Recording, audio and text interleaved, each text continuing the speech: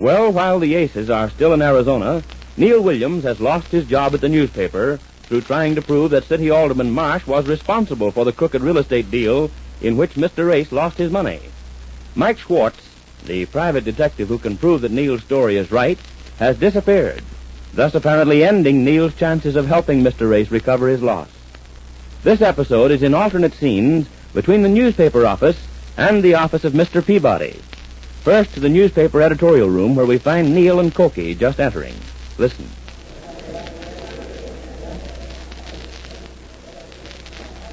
Right through here, Cokie. My office is right over there next to the morgue. Morgue? Gee, dead body? No, it's where they keep the files. Oh, gee, I wished I was a newspaper reporter, Neal. Well, there ought to be an opening here now that they gave me the gate. Yeah, only I'd have to learn how to run a typewriter first, wouldn't I? Among other things. And by the time I learned, they might have somebody else. No, I guess I better stick to bouncing. You got something there, Cokie. It's better to bounce than be... Hello, Ed. Hi, Neal.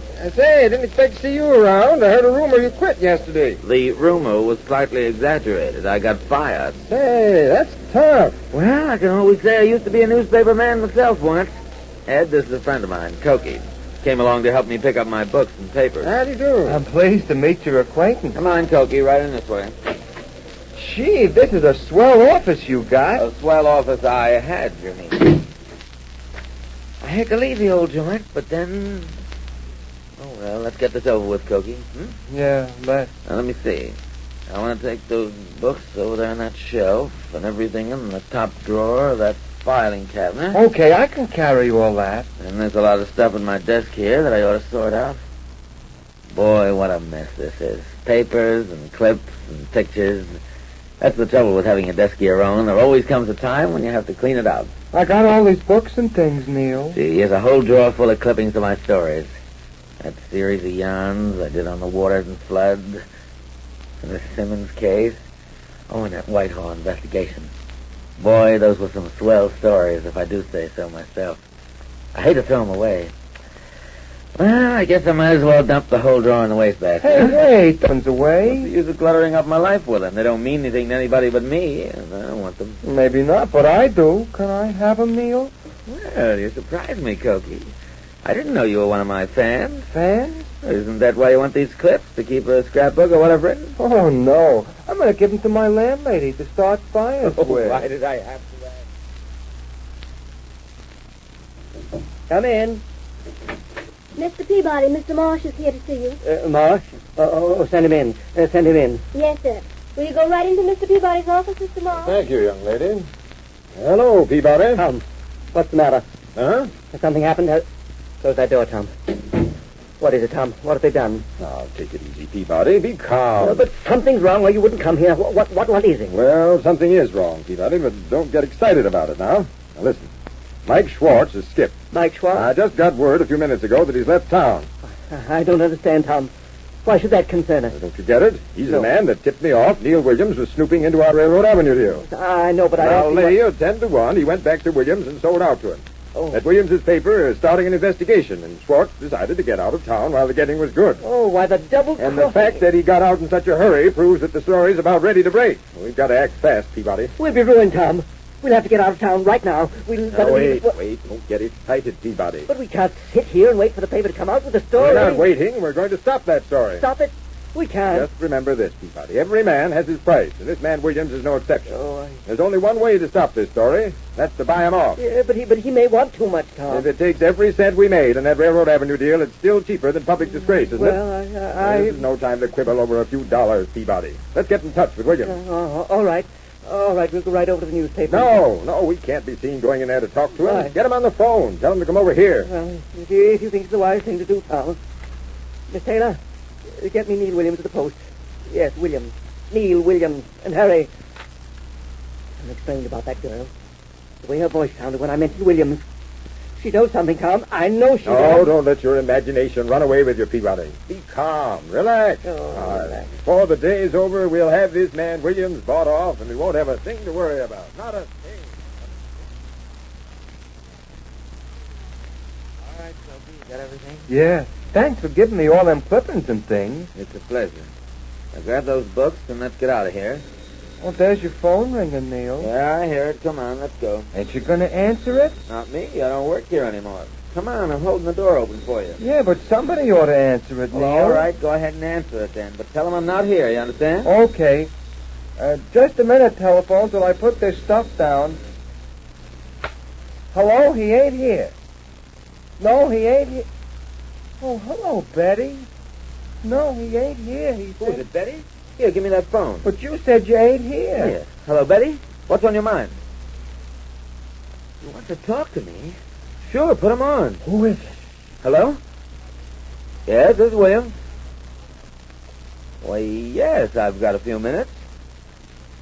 Sure, all right. I'll drop over right away. Right.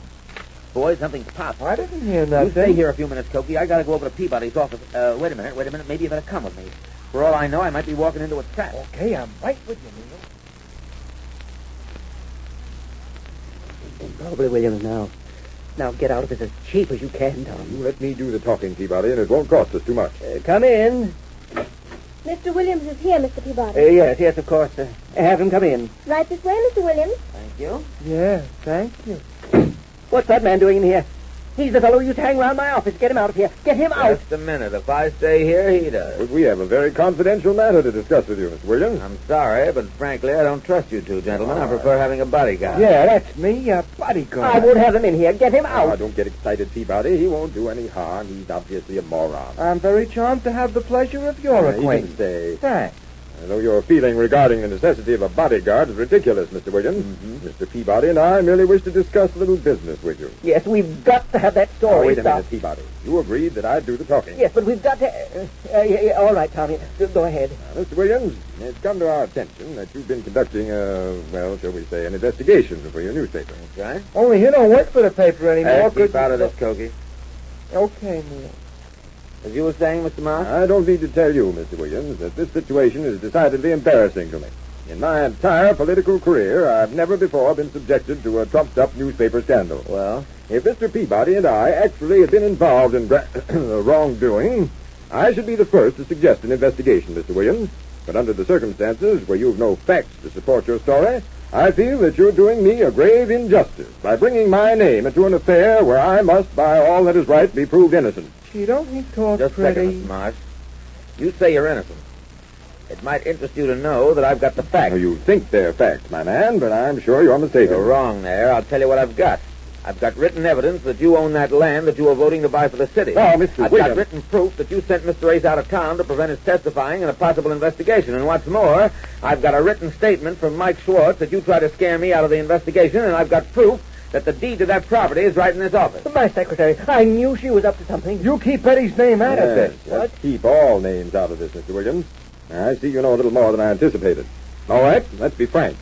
How much is it worth to keep this matter out of your paper? You trying to buy me off? Well, no, hardly that, Mr. Williams. I'm merely suggesting that for a small fee, you might consider forgetting this little affair and devoting your attention to matters more worthy of your very fine newspaper. Now, how much do they pay you over at the Post? Well, he don't work Get out there. of this, Cokie. My bottom price, Mr. Marsh, is $25,000. What? Why, my good man. $25,000, I said. Exactly what you swindled Mr. Ace out of. You can take it or leave it. Great Scott, Tom, we can't afford There's no it. time to quibble, Peabody. Make him out a check. Well, if you think it's wise. Oh, I knew we'd regret this. Our understanding is that this entire matter is to be dropped. That no one is to know I own that property on Railroad Avenue, and there's to be no scandal of any kind. Here's your check, Williams. Thank you.